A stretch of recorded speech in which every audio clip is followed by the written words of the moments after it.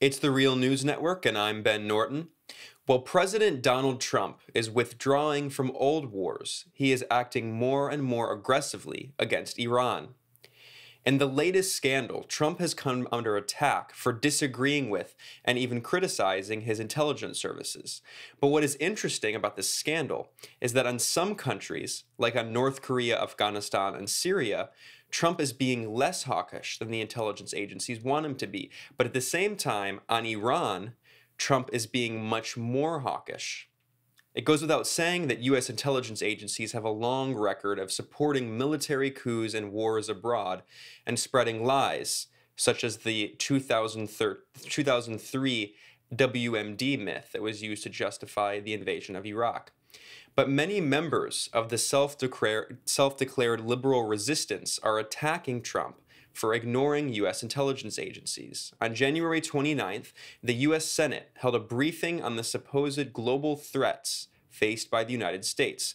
The two major intelligence chiefs testified, Director of National Intelligence Dan Coats and CIA Director Gina Haspel. The intelligence chiefs challenged Trump's attempt to seek peace with North Korea. Here is a clip from CNN. Coats also seemed to differ with the president on North Korea. 6 months after Mr. Trump tweeted that there is no longer a nuclear threat from North Korea, Coats told Congress that's not quite the case. That reality check coming just weeks before the president is set to meet once again with dictator Kim Jong-un. We currently assess that North Korea will seek to retain its WMD capabilities and is unlikely to completely give up its nuclear weapons and production capabilities because its leaders ultimately view nuclear weapons as critical to regime survival. But what's interesting is at the same time, surprisingly, the U.S. intelligence chiefs were in fact much less hawkish on Iran. In fact, the director of the CIA acknowledged that despite Trump's claims to the contrary, Iran is in fact not pursuing nuclear weapons, and Tehran has in fact been abiding by its side of the international nuclear agreement. Here's a clip from PBS. What is the intelligence community saying about Iran's nuclear capacity? The Trump administration has long said that Iran did not heed that 2014 nuclear deal and always wanted a nuclear weapon. But Gina Haspel today, the CIA director, was much more nuanced. She said that Iran was complying with the deal, but that it might start enrichment in the future. So here is her talking with Senator Angus King, who's an independent but caucuses with Democrats. Since our departure from the deal, they have abided by the terms. You're saying they're considering, but at the current moment, they're yes, they're making some preparations that would increase their ability to take a step back if they make that decision. So at the moment, technically, they're in compliance. Donald Trump shot back at his intelligence chiefs on Twitter. He hyped the supposed threat that Iran poses, and he wrote, quote, "Be careful of Iran. Perhaps intelligence should go back to school." Well, to discuss this contradiction going on, we are joined by the political analyst and author Trita Parsi. Trita is the author of several books, including most recently Losing an Enemy, Obama, Iran, and the Triumph of Diplomacy, and he's teaching at Georgetown University. Thanks for joining us, Trita. Thank you for having me. So can you help unpack what's going on here? It's very interesting the way this has been framed on both sides. So on one side, we have, kind of mainstream Democrats who are criticizing Trump for ignoring U.S. intelligence agencies, although, of course, there's a good reason to not listen to them usually, given how they have a history of selling, lies that led us into the Iraq War. But at the same time, Trump is actually ignoring them on North Korea and Syria, where the intelligence communities are pushing for a more hawkish approach. But on Iran, Trump is once again ignoring them and really exaggerating the supposed threat that Iran poses. Can you respond to this? Yeah. So in some ways, we shouldn't be terribly surprised that this is a president that has no foreign policy experience, no understanding of international relations, and comes in with a few fixed ideas and a tremendous amount of just pure ignorance. Moreover, he's a person who's never worked in a larger organization. He's already been running his own family businesses. So the idea that what he says or what he thinks needs to be checked and corrected by others, or that it needs to be coordinated. It's just simply foreign to his mindset. And as a result, he's perfectly situated to constantly be in contradiction with other elements of not only the US government, but frankly, his own cabinet at times. Now, for Trump, politically, he may see this as a positive in the sense that him going to war against the intelligence communities fits his idea that he's selling to his supporters, that he is cleaning the swamp, that draining the swamp, that he is opposed by the establishment, because at the end of the day, the intelligence communities are obviously a core part of the establishment. So he may not mind that this is taking place. In fact, he may be exaggerating it and seeking to get electoral benefit from this with his own base. But when it comes to the substance of the issue, I think there it's quite clear. He actually does seem to have some form of an instinct towards being less involved militarily in the Middle East. That instinct, however, is subjected to his impulses. His impulses constantly override his instincts.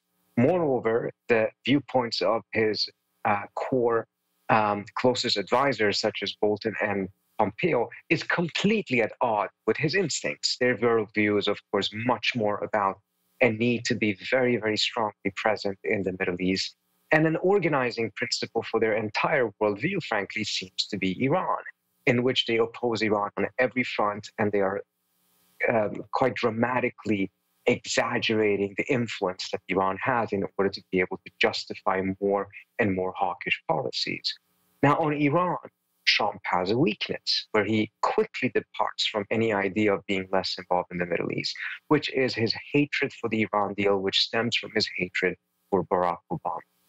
So it's interesting to see how oftentimes it appears as if his advisors have succeeded in convincing him to go along with hawkish policies that he otherwise probably wouldn't agree with, by using Iran as a justification for that. So, for instance, Bolton was trying to convince Trump to stay in Syria in order not to just counter ISIS, but to counter Iran.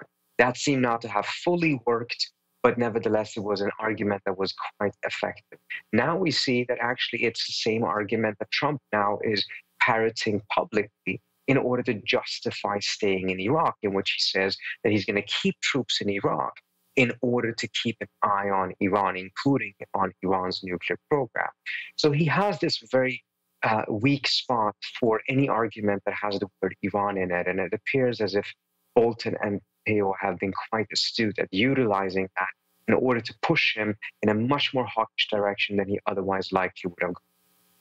Yeah, I was in fact going to ask you about that, Trita. Well, Trump is allegedly moving to withdraw U.S. troops from Syria, and we can talk about some of the response to that. At the same time, he recently divulged that he's going to keep U.S. troops in Iraq, and in fact, he might send some of the troops currently in Syria to Iraq. In an interview on CBS, Trump said this is in order to, quote, watch Iran. Being in Iraq was a mistake. Okay, being in Iraq, it was a big mistake to go. One of the greatest mistakes going into the Middle East that our country has ever made. One of the greatest mistakes that we've ever made. But you want to keep troops there now. When it was chosen, well, we spent a fortune on building this incredible base. We might as well keep it. And one of the reasons I want to keep it is because I want to be looking a little bit at Iran, because Iran is a real problem. Whoa, that's news. You're keeping troops in Iraq because you want to be able to strike in Iran? No, because I want to be able to watch Iran. All I want to do is be able to watch. So, Trita, what do you make about this? I think there's an interesting contradiction here where it seems like one of two things could be happening. Trump is either trying to appeal to both the kind of isolationist right and the neoconservative right. He has surrounded himself with John Bolton and Pompeo. He also recently appointed the arch-neocon Elliot Abrams to be his special envoy in Venezuela. So it seems like part of his Iran strategy could potentially be to appease them and appeal to both sides of the right wing's spectrum. But at the same time, some analysts have suggested that what Trump could be doing is actually withdrawing U.S. troops from Syria and Afghanistan in order to potentially move toward a war with Iran in the future. So what do you make of this decision? And do you think one of these explanations fits? I think from Trump's perspective, he is just reacting. I don't think there's a strategy behind this. He is reacting, and he's being manipulated by these individuals in his cabinet that have a much, much stronger view of foreign policy, have an understanding of it. I tend to disagree with them about their recommendations. But compared to Trump, of course, they're knowledgeable in a way that Trump simply is not. So he's being manipulated by them in order to move him in a much more hawkish direction. Again, as I mentioned earlier on, the Iran argument is the one that Trump seems to constantly be falling for. But it's really fascinating to see that how that statement came out. Again, it shows how uncoordinated policy is right now, because the Iraqis, of course, reacted very negatively to this. And the president there spoke out against this and saying that, the United States has not gotten Iraq's permission to do this. Moreover, the idea that the United States would be able to keep an eye on the Iranian nuclear program from Iraq, of course, is laughable. It reminds me of how Sarah Palin said that she knew much about Russia because she could see it from her window. We had a nuclear deal with Iran that actually had UN inspectors deep inside of the nuclear deal, 24/7 inspections and monitoring from various instruments. To say that we now instead can watch the program from Iraq, and that is a superior policy option for the United States is, of course, beyond laughable. And then finally, Trita, I want to talk more about Europe's role in this. We have seen, of course, the JCPOA, the Joint Comprehensive Plan of Action, which is popularly known as the nuclear deal, had many signatories. It was not just the US. And we've seen that the other signatories, including the EU, China, Russia, France, the UK, they have stayed abiding by their side of the agreement, although we've seen some flip-flopping. In the case of France and Germany and Britain, we have seen some companies say they will abide by the U.S. sanctions and refuse to do business with Iran out of fear of secondary sanctions.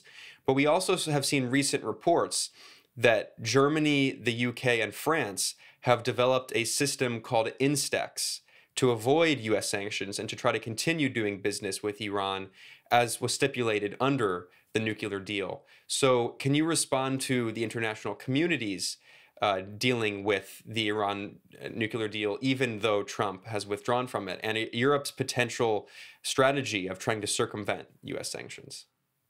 Well, I don't think the Europeans are circumventing sanctions, because at the end of the day, the sanctions are illegal. These sanctions are in contradiction, in violation of a UN Security Council resolution. The Europeans are protecting legitimate trade that has been permitted by the UN Security Council as a result of the Iran deal and the UN Security Council's adoption of a resolution that endorsed the Iran deal, a resolution that was passed 15-0. So the Europeans and the Russians and the Chinese are trying to see what they can do to keep the deal alive. However, and of course, the Instex is a very important step forward in that, even though it does not appear in any way, shape, or form to have been sufficient to make the Iranians content with the situation, they have been waiting quite some time now for the Europeans to provide this alternative payment system that would allow and enable this trade to continue and to flourish. It is starting off very small, very careful. It's going to be focusing on humanitarian trade at the outset, but it does have the potential of growing into something that would be much, much bigger than that. Not only will allow for trade between the Europeans and Iran, but theoretically other countries, China, Russia, may also be using this system in order to have their transactions with Iran protected. Bottom line is the United States is completely isolated in its opposition to the nuclear deal and has even incentivized very close allies such as the Europeans to create alternative payment systems that are not only competing with those that currently exist under the control of the US, but is actually undermining the US's influence over the international financial system. Well, we'll have to end our conversation there. We were joined by political analyst and author Trita Parsi, who is the author of several books, including most recently Losing an Enemy, Obama, Iran, on the Triumph of Diplomacy. And Trita teaches at Georgetown University. We'll have him back soon to follow this important story. Thanks a lot for joining us, Trita. Thank you for having me. For the Real News Network, I'm Ben Norton.